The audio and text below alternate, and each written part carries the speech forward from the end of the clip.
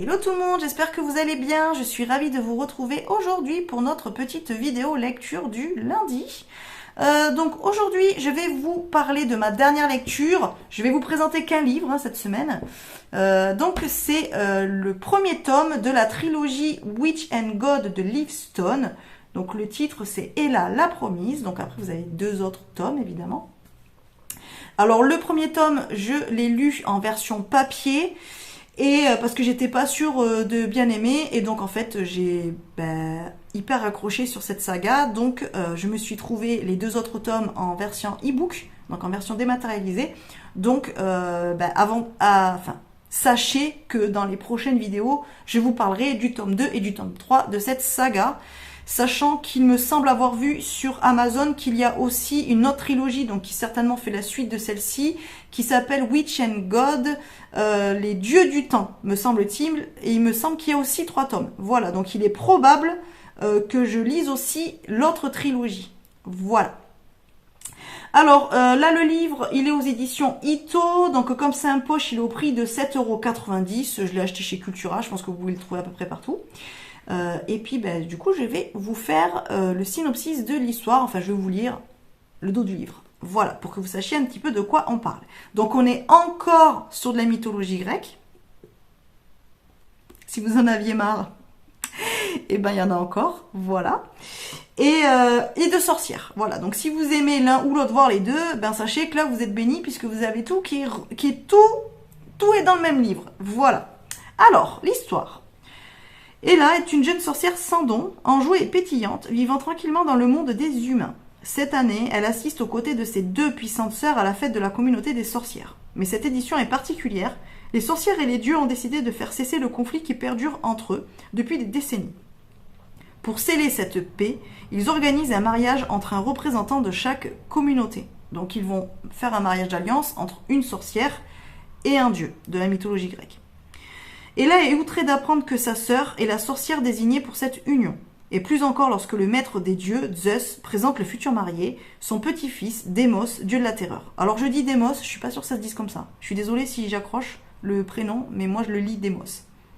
Froid et arrogant, ce dernier cache une forme aussi sombre que dévastatrice. Mais Démos bouleverse les négociations en désignant lui-même la promise qu'il a choisie, la sorcière sans don, à laquelle personne ne s'attendait, Ella.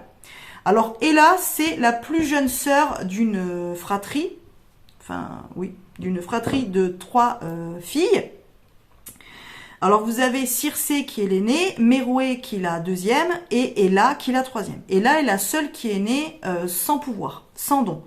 Donc forcément, quand on fait partie d'une communauté de sorcières mais qu'on n'a pas de don, c'est un petit peu compliqué. Donc Ella, au final, elle est partie suivre des études. Elle est à l'université. Alors ça se passe dans notre époque. Elle est à l'université, donc elle s'est fait des copines et tout. Et puis elle vit avec les humains, en fait, de manière, on va dire, normale. Et elle suit des études d'art, je crois. Voilà. Sauf que cette année, donc lors de la fête de la communauté des sorcières, où normalement Ella y va, mais elle prend pas forcément part aux festivités, puisque comme elle n'a pas de don, elle n'est pas initiée au truc de sorcière, on va dire. Donc elle est un petit peu mise à part par la communauté. Les gens l'acceptent, ils savent très bien qu'elle est là, mais bon, en fait, on fait pas trop attention à elle, quoi. Voilà. Donc et là, c'est plutôt la jeune fille, voilà, qui est très bien avec les humains, qui s'entend très bien avec eux, qui s'entend très bien aussi avec sa famille, et notamment avec ses deux sœurs et sa maman, mais finalement qui a pas réellement trouvé sa place. Voilà. Sauf que cette année, donc à la fête de la communauté, on va dire que les deux guides, donc les deux sorcières guides de la communauté et les dieux, on va dire, principaux de la mythologie grecque, ont décidé de mettre fin à un conflit d'une centaine d'années afin de faire en sorte que la communauté des sorcières retrouve une certaine force et un certain pouvoir, puisque le fait qu'Ella soit née sans don, c'est un petit peu le reflet d'une perte de pouvoir en fait de la communauté des sorcières. Et les dieux, eux, espèrent pouvoir faire en sorte que les sorcières leur réouvrent l'accès à l'Olympe, puisque quand il y a 100 ans, lorsqu'il y a eu un conflit entre Zeus et Hécate, donc la déesse titulaire de cette communauté de sorcières, il y a eu conflit et guerre, on va dire. Hécate a détruit l'Olympe et donc les sorcières ont fermé l'accès à l'Olympe aux dieux. Mais finalement, ça les affaiblit et donc ils ont envie de retrouver un petit peu leur force et leur pouvoir. Voilà. Donc on va dire qu'ils décident de faire un mariage d'alliance entre un dieu choisi par Zeus et une sorcière, on va dire, choisie par la communauté des sorcières pour faire en sorte que chacun y retrouve son compte. Voilà, on va dire ça comme ça. Donc, Ella, à la base, elle était là, mais elle n'était pas du tout la sorcière qui avait été choisie pour ce mariage d'alliance. C'était sa grande sœur Méroé, donc la deuxième de la fratrie. Puisque Méroé, elle, on va dire que dans son rôle de sorcière, elle est censée donner naissance à la prochaine Médée, voilà, qui est la descendance logique de cette communauté de sorcières. Bon, ça, vous le comprendrez si vous lisez le livre. Et donc, en fin de compte, la communauté choisit Méroé pour épouser un dieu grec. Et Zeus, lui, on va dire, propose aux sorcières son petit-fils, Démos, le dieu de la terreur, sachant que cette communauté de sorcières a un petit peu catégorisé les dieux. Donc d'un côté, il y a les dieux bienveillants, et de l'autre côté, il y a les dieux malveillants. Et évidemment, Démos fait partie des dieux malveillants.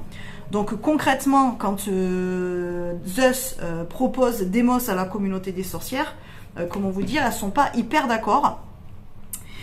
Et finalement, en fait, quand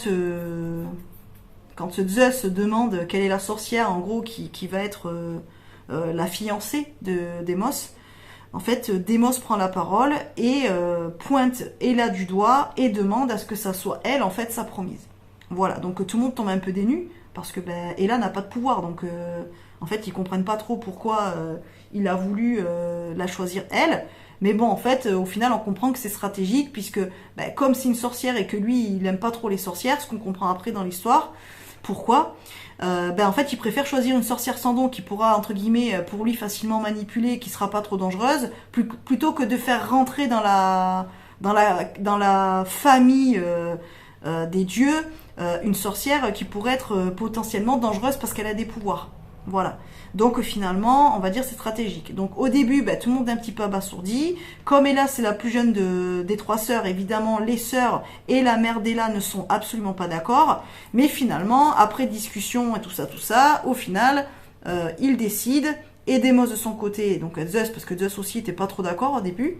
Donc et Zeus de son côté avec Démos et les deux sorcières guides et la famille de Ella et surtout Ella décident de faire ce mariage d'alliance entre Ella et Démos. Voilà. Et donc après, vous avez toute l'histoire qui se déroule autour de ces deux personnages. Je vous raconte pas plus, sinon je vais vous spoiler. Mais voilà un petit peu, en gros, ce qui se passe dans cette histoire. Alors, au niveau de au niveau du public, pour qui il est fait? Alors, il y a marqué public averti, oui, parce qu'il y a des scènes de ping-pong quand même. Alors, c'est un slow burn, plutôt quand même, on va dire. Parce qu'il faut arriver, je crois, quasiment à la moitié du livre pour que, je crois, juste, ils s'embrassent, il me semble. Donc, il n'y a que ça. Et après, oui, il faut quand même attendre la deuxième partie du livre pour qu'il y ait deux parties de ping-pong, puisque dans tout le livre, qui fait... après, il est pas très gros, hein, c'est un poche. Il fait combien? Il fait environ 440 pages. Bon, sur 440 pages, vous avez que deux parties de ping-pong. Donc, bon, clairement, il y a pire. Mais voilà, donc ça y est quand même dedans, donc forcément c'est pour un public averti. Donc les jeunes lectrices et lecteurs de 13-14 ans, même si vous aimez la mythologie grecque, je vous invite à lire autre chose. Voilà, donc attendez d'être un petit peu plus âgé, s'il vous plaît. Voilà, ça sera quand même mieux. Voilà, donc ensuite, par rapport au personnage que j'ai préféré, je dirais que c'est Démos, parce que je crois que Démos, c'est un petit crush quand même. J'ai beaucoup aimé le personnage. Finalement, il nous fait bien comprendre l'ambivalence justement qu'avaient les dieux grecs, c'est-à-dire qu'ils sont ni malveillants ni bienveillants. Ils peuvent avoir les deux aspects de cette personnalité-là. Et en fait, j'ai bien aimé ça, puisqu'à la base, c'est le dieu de la terreur, donc rien que le titre, on se dit bien que c'est pas le dieu le plus sympa de l'Olympe. Mais finalement, voilà, quand on apprend à le connaître et tout, on se rend compte qu'il est bien plus correct et bien plus bienveillant que d'autres dieux qui sont justement considérés comme bienveillants. Donc finalement, j'ai beaucoup aimé Démos. En plus, il est pote avec Hadès. Voilà. Donc Démos, j'ai beaucoup aimé. J'adore le personnage. Le personnage que j'ai le moins aimé... Alors j'y ai réfléchi, mais j'ai déjà perdu. Le personnage que j'ai moins aimé, alors il y a les deux. On va dire que ce sont les sorcières guides de la communauté des sorcières. Ouais, je sais pas. Je les sens pas vraiment. Je les sentais pas vraiment tout au long de la lecture. Bon, je vous spoile pas, donc vous découvrirez de vous-même si on peut leur faire confiance ou pas. Si mon intuition était bonne ou pas. Je vais pas vous le dire. Mais il n'empêche que, voilà, leur description, tout ça, ce qu'elles font, leur manière d'être, je les ai pas trop aimées, quoi. Voilà, du coup, elles m'ont un petit peu déçue en termes de sorcières. Voilà, on va dire ça comme ça. Donc ce sont les deux personnages que j'ai le moins aimés. Le personnage que j'aurais voulu connaître un petit peu plus...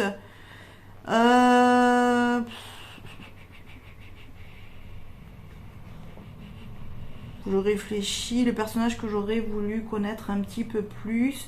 Je dirais peut-être la mère de Tessa. La mère d'Ella, qui s'appelle Tessa.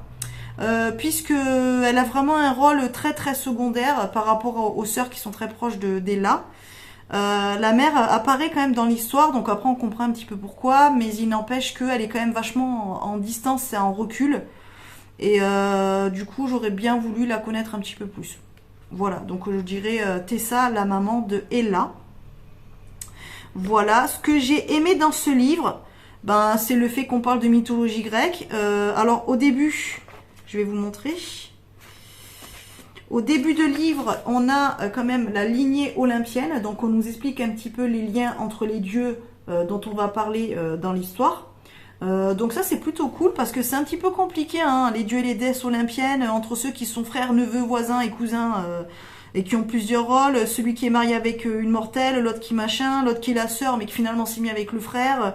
Enfin c'est un peu compliqué, hein, les histoires de dieux olympiens. Donc c'est chouette d'avoir l'arbre généalogique, la lignée, j'aime bien, ça c'est cool, j'ai apprécié dans le livre. Et puis après, j'ai beaucoup apprécié l'histoire. Je trouvais qu'elle était sympa. Le fait d'avoir justement un dieu qu'on pourrait considérer comme secondaire, parce que Démos, c'est pas forcément un dieu, on va dire dont on entend parler souvent, puisqu'en général, on entend souvent parler des 12 dieux olympiens les plus connus. Et c'est vrai que les autres dieux, en fait, on entend moins parler. Et là, je le connaissais pas du tout. Donc c'est chouette d'avoir d'autres dieux à découvrir et puis de voir le lien avec des dieux qu'on connaît, par exemple comme Aphrodite, Hécate, Zeus, Héra, Athéna, tout ça. Donc voilà, j'ai bien apprécié ça. J'ai apprécié le fait que justement il n'y ait que 2 scènes de ping-pong, même si ça me dérange pas dans mes lectures d'en avoir plusieurs fois, tout ça. Là en plus j'ai trouvé que c'était bien écrit, c'est pas vulgaire, c'est agréable à lire, puis c'est pas malsain, il n'y a pas de rapport de dominant-dominé. Les rapports sont quand même très équilibrés, on va dire, entre les deux personnages aussi, que ce soit en termes de ping-pong ou même dans le reste du livre. Donc ouais, ça fait du bien et j'ai apprécié en fait que le personnage de Démos, même si au début on pourrait se dire que ça va être encore un protagoniste féminin, hyper macho, masculin, hyper macho, hyper dominant, si ça machin. Finalement, pas du tout. Et ça fait du bien de lire un petit peu ce type de personnage-là. Parce que là, ces derniers temps, j'ai eu à peu près que des lectures que avec des personnages masculins hyper dominants, tout le temps dans le prise de pouvoir, de machin, de trucs hyper arrogants et tout. Et même, bon, lui, il se la raconte un peu, on va pas se mytho, hein. Mais il est quand même soft par rapport à d'autres. Et du coup, j'ai vachement bien apprécié le caractère du personnage. Et le fait qu'avec Ella, il y ait quand même un certain équilibre entre les deux. Ce que j'ai moins apprécié dans l'histoire, c'est qu'en fait le livre soit écrit que à travers le point de vue de Ella. J'aurais apprécié que les points de vue soient justement divisés entre Démos et Ella. Disons que ça aurait permis de comprendre encore plus le personnage de Démos. Alors on a un petit aperçu à la fin du livre avec le bonus où là on a le début du livre à travers les yeux de Démos, mais justement quand on lit que le bonus, ben moi j'ai été hyper frustrée de voir que j'avais que un morceau, que j'avais que le tout début et pas tout le reste. Et c'est vrai que ben j'aime bien quand il y a plusieurs points de vue, et notamment dans les histoires comme ça, ben quand il y a le point de vue et masculin et féminin, et là je trouve que ça a manqué. Ben, c'est ce que j'ai moins apprécié. Après j'ai adoré Ella et ça m'a pas dérangé de lire qu'à partir de son point de vue. Ça a absolument pas enlevé le fait qu'on a pu découvrir les autres personnages autour d'elle et surtout Démos, puisque ben on la voit à travers ses yeux à elle. Mais ouais, j'aurais préféré avoir les deux points de vue. Voilà, donc c'est le petit bémol que j'aurais mis dans cette lecture. Ensuite, du coup, est-ce que si Démos venait frapper à ma porte, est-ce que je le laisse entrer? Mais carrément, clairement, les gars. Même quand il se transforme en essence chelou, ombresque avec des yeux jaunes et qu'il est censé faire flipper, ouais, moi je laisse rentrer. Franchement, il est trop stylé. Voilà, moi, crush pour Démos, donc Démos y rentre. Franchement, si vous le lisez, vous comprendrez. Voilà, si vous l'avez lu, dites-moi si vous le faites rentrer ou pas. Moi, perso, il rentre sans problème. Voilà. Du coup, et là, est-ce que ça pourrait être ma pote? Oui, alors même si à certains moments, on la trouve un petit peu...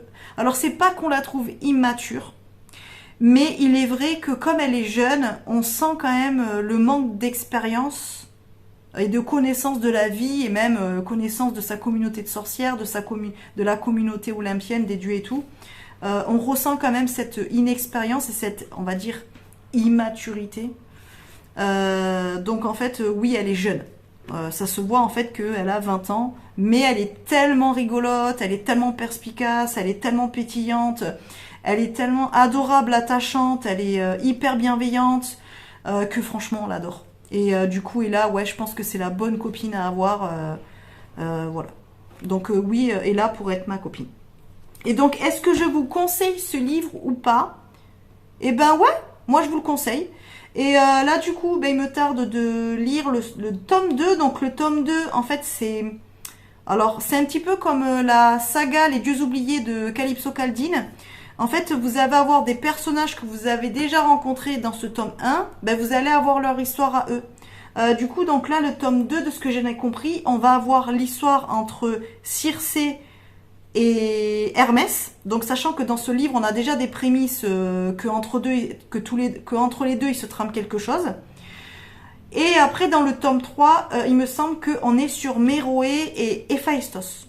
Voilà, donc je pense qu'on retrouvera peut-être de temps en temps Démos et Ella qui passeront peut-être dans l'histoire un petit peu comme là Circé est passé dans l'histoire avec dans celui-ci. Mais voilà, on va dire que ce sont après, c'est on va dire une suite de celui-ci, mais avec d'autres personnages. Voilà, du coup, on n'est pas que sur les personnages de Démos et d'Ella.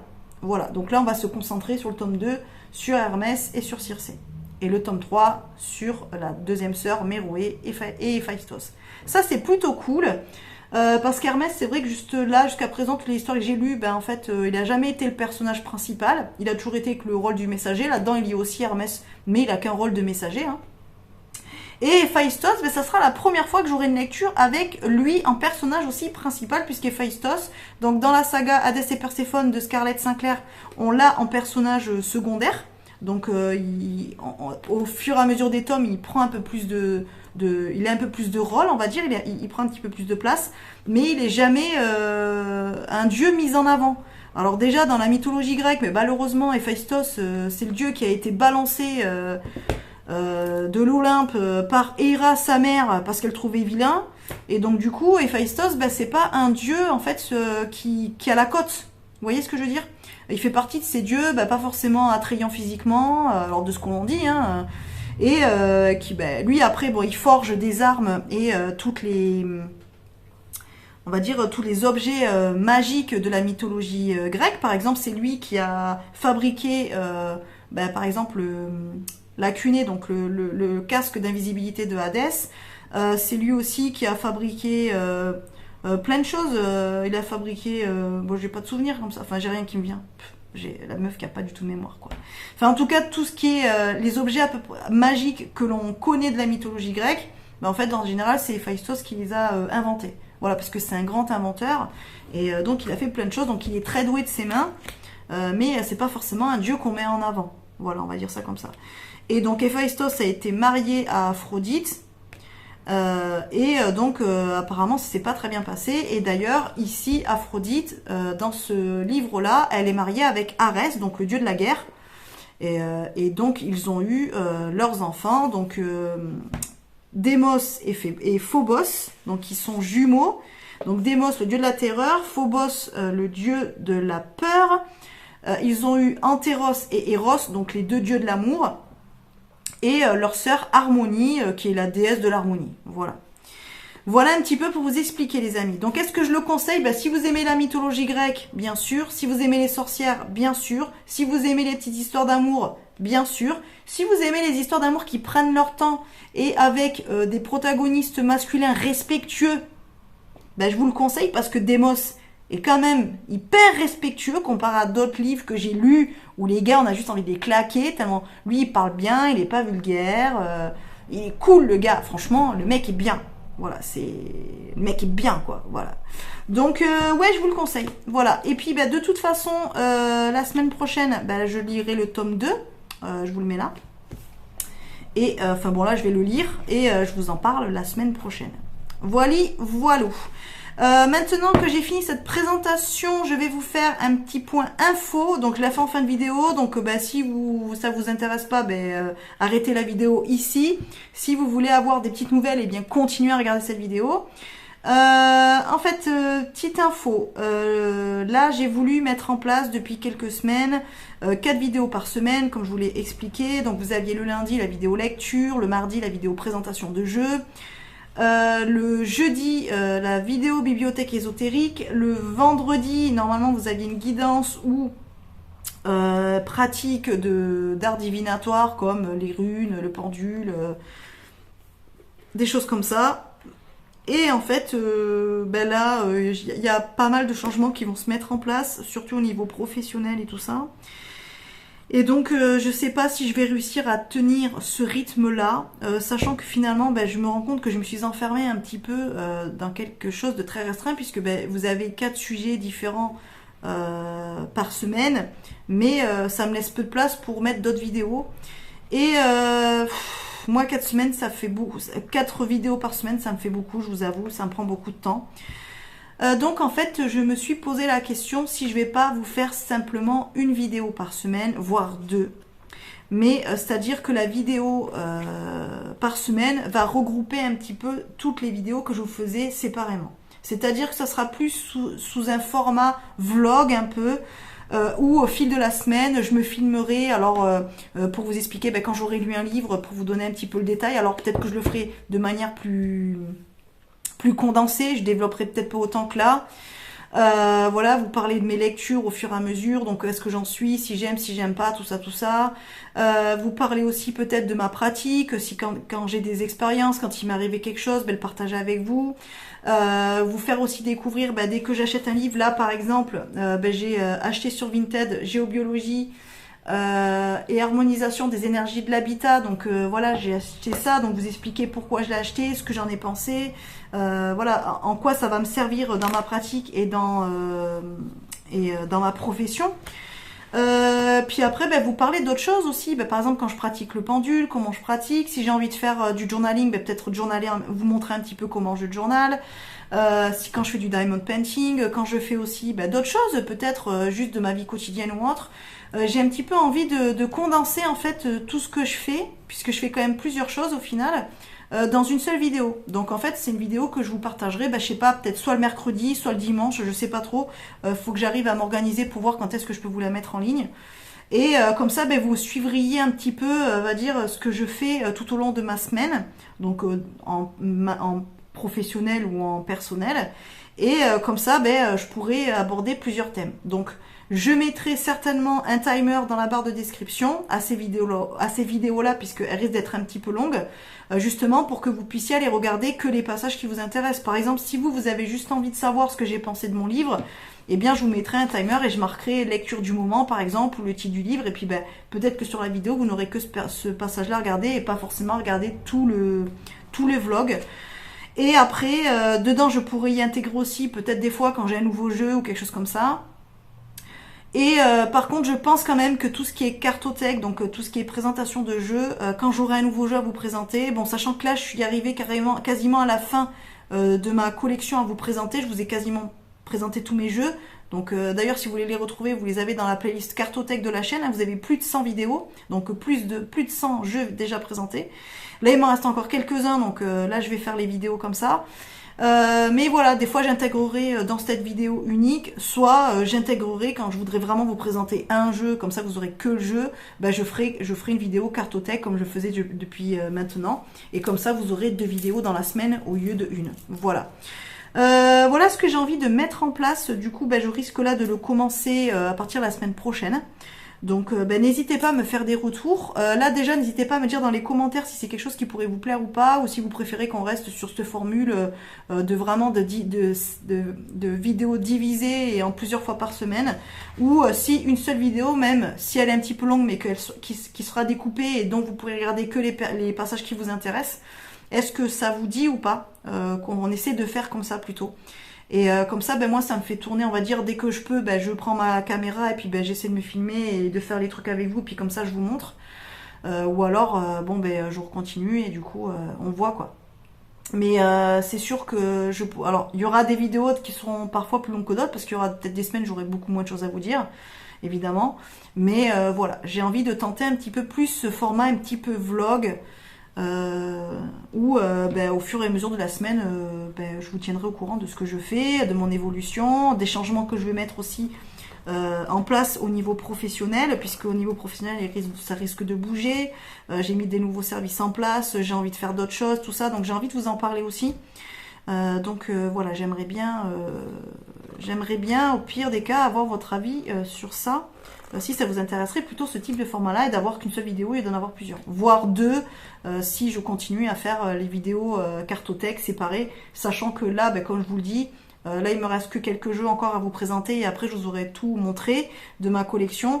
Donc ça veut dire qu'après, ben, tant que j'ai pas de nouveaux jeux, ben, il y aura pas comme là depuis des mois une vidéo cartothèque toutes les semaines, puisque je vais pas vous remontrer les jeux que je vous ai déjà montrés. Donc en fait, il y aura des vidéos cartothèque simplement quand il y aura un nouveau jeu à vous présenter. Voilà, sachant que des jeux j'en achète de moins en moins puisque je deviens de plus en plus exigeante et comme je trouve que maintenant bah, tous les jeux se ressemblent un petit peu tous et qu'il y en a plein qui sont creux aussi on va le dire et que c'est simplement commercial parce que c'est encore un petit peu la mode. Mais c'est vrai que les jeux j'en achète de moins en moins puisque bah, y en a de moins en moins qui m'attirent en fait. Donc je commence à être vraiment trop exigeante sur les jeux et du coup attendez-vous à ce que j'en ai moins à vous présenter. Mais après ça n'empêchera pas que je continuerai à vous faire des vidéos. Par exemple on pourra faire des vidéos thématiques où je pourrais vous montrer bah, par exemple tous les jeux que j'ai dans ma collection sur le thème des animaux, ou sur le thème des sorcières, ou sur le thème de la nature, ou du développement personnel, ou de la divination par exemple. Et puis ça sera des petites vidéos thématiques comme ça. Voilà, donc ça, je pourrais faire des vidéos plutôt séparées, mais tout ce qui va être bibliothèque ésotérique, lecture personnelle, les autres activités que j'ai, voilà, quand je pratique le pendule, quand je fais du journaling, quand je fais des petits rituels, par exemple, de purification ou de nettoyage de la maison, des choses comme ça. Toutes ces choses-là, ben en fait, je pense, voilà, les mettre que dans une seule vidéo. Voilà.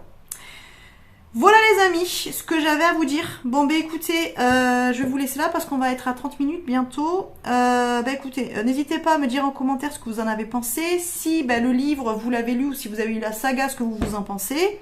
Ou si bah, vous êtes tenté de la lire, hein, si je vous ai donné envie de découvrir cet ouvrage. N'hésitez pas aussi bah, à me dire par rapport à là, les infos que je viens de vous donner, bah, ce que vous préféreriez, si ça vous tente ou pas. Et puis voilà, et puis bah, si vous avez des sujets aussi que vous voulez que j'aborde spécifiquement, que je fasse peut-être des vidéos spécifiques par rapport à un thème, c'est pareil, utilisez les commentaires pour me poser vos questions et bah, si je peux, je développerai. Par exemple, je sais que là j'ai une amie, il n'y a pas longtemps, on parlait du pendule et tout, et elle m'a posé la question s'il fallait avoir un don pour utiliser le pendule. Bah, ça peut être des petites vidéos que je peux vous faire ou alors des petits morceaux que je peux vous intégrer justement au vlog. En disant bah tiens hop je réponds à la question et comme ça bah, vous aurez une petite partie hop la question genre question du jour ou n'importe ou utilisation du pendule qu'importe comment je mettrai ça et comme ça bah, vous aurez tout dans le vlog voilà ou si vous voulez que je fasse des vidéos séparées n'hésitez pas à me le dire aussi. Voilà les amis, bon allez sur ce ben, je vous dis à bientôt. Là la semaine dernière j'ai pas pu vous faire de présentation de jeu parce que ben, finalement j'ai eu trop de travail et j'ai pas pu la faire. Et puis en plus c'était mon anniversaire, donc voilà, j'en ai profité pour passer du temps avec mes amis aussi et ma famille. Donc j'ai pas eu le temps de faire la vidéo de présentation, mais du coup, c'était quelle déjà? Ah oui. Là, la prochaine vidéo cartothèque, ça sera sur l'oracle des astres que je vous présenterai. Donc ça sera certainement demain. Voilà. Du coup là aujourd'hui on est le lundi... attendez, on est le 9 je crois. On est le 9 août. 9 août. Mais tellement pas. On est le 9 juin. Du coup, voilà, le 10 juin, bah, vous aurez normalement la présentation de ce jeu-là. Voilà les amis. Bon allez, pour la 12e fois, à la prochaine. Des bisous.